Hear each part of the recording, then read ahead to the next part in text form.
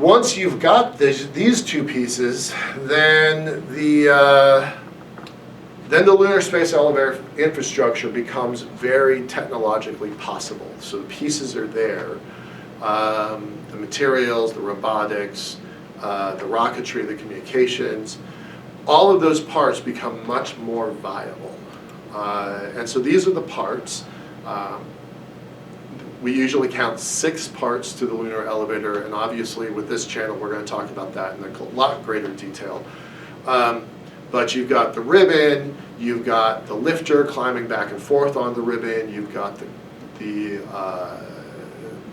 anchor station and the LiftPort on the bottom side, and then you've got a space station not shown here, or the counterweight also not shown here on the top side. So these are all the components. We're going to talk about them in a lot greater detail later.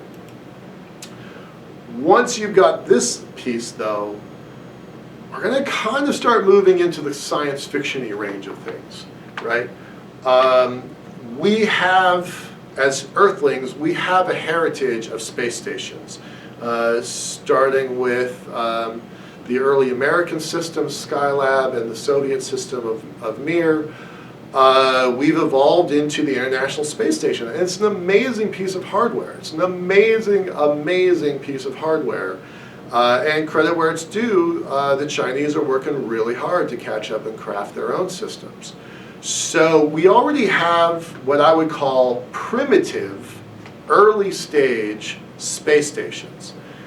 But where are we going? Where are Earthlings going with space stations? Now there are many, many commercial companies trying to create this, and we've imagined what the space station might be at the L1 point, the Lagrange 1 point. This imagining here is really, it's slightly misleading because there's some out-of-date stuff here. These are based off of a Bigelow 330 module. Bigelow might have closed down in the last couple of weeks. There's some open questions about that. I hope not, but they did lay off a bunch of staff. But these modules have been space proven at some level, not this large, but this technology. And what we've crafted was this imagining of 12 of these modules linked together. And to put this in perspective, this is more than 10 times the current ISS capacity. So does this house 50 people? Does it house 100 people? Is this a 150-person space station? Honestly, we don't know the answer to that yet. But this is where we're going, and this is going to be one design out of many. There are many space stations being designed right now. So that technology leads us to mining and manufacturing. Again, we're slightly into the science fiction-y range, but manufacturing is pretty real. 2 companies, the 2 leading companies in the field recently in the last 6 weeks, both companies have been purchased by larger companies. So Tethers Unlimited and Made in Space have both been bought by larger companies. They're going to put more resources into in-space manufacturing.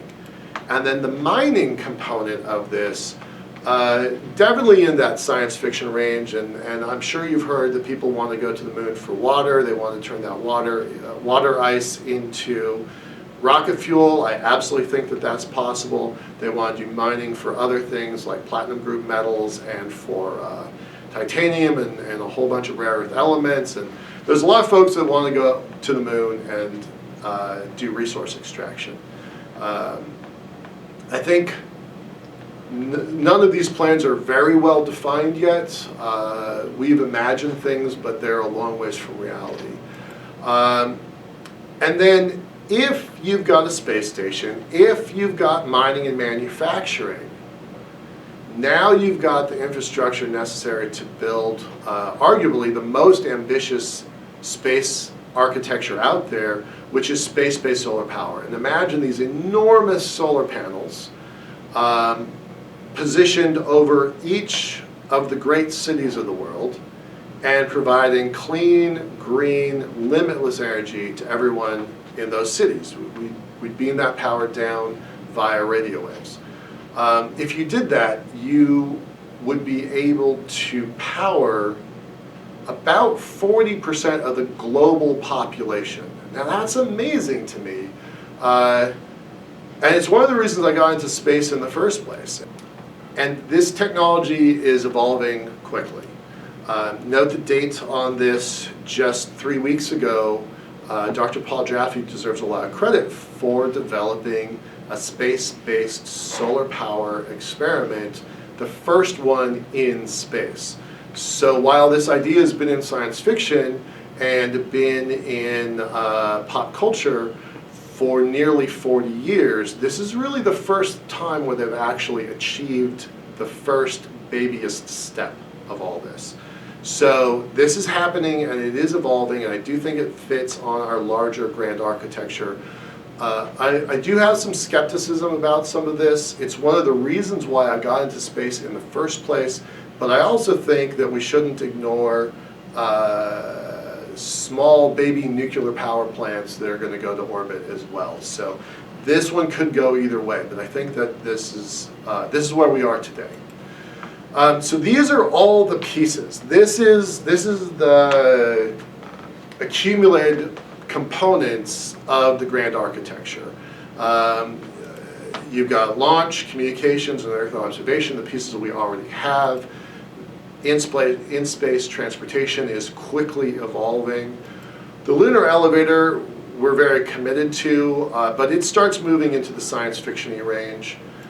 Space stations, that's known technology. We have to expand and build out that technology.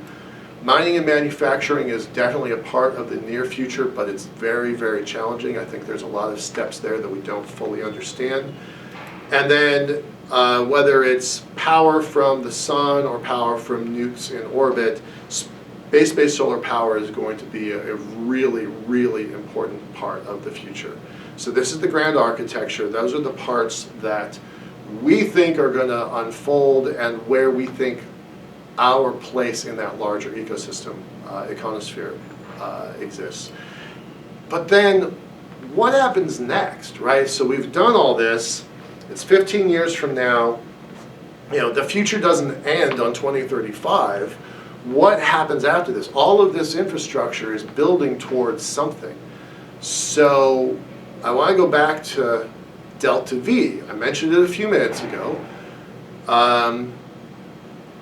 If you have all of the infrastructure that we talked about, if you've got a space station at the L1 point, at the gravitational middle between the Earth and the Moon, if you've got mining infrastructure, extraction infrastructure off the lunar surface, such that you can build the space-based solar power systems, you also have the same system in place to build out fuel tanks, to gas up your vehicle, if you will. And so going back to delta V, if it's 14 to go from the ground of Earth out to geosynchronous orbit, that's not bad. We're used to that. That's a good number. But what if it was 0.14 to go all the way out to Mars, go all the way out to other near-Earth objects?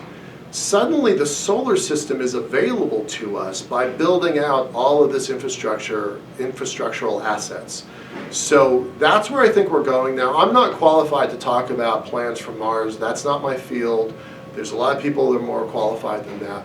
But by having this asset at the L point, connected to the moon, creating all of these pieces, we've got a very interesting future ahead of us. It's going to be an adventure. It's going to probably unfold differently than this, but this is the plan. So I'm glad that you're on this adventure with us. Thank you very much, and we'll talk soon. Thanks.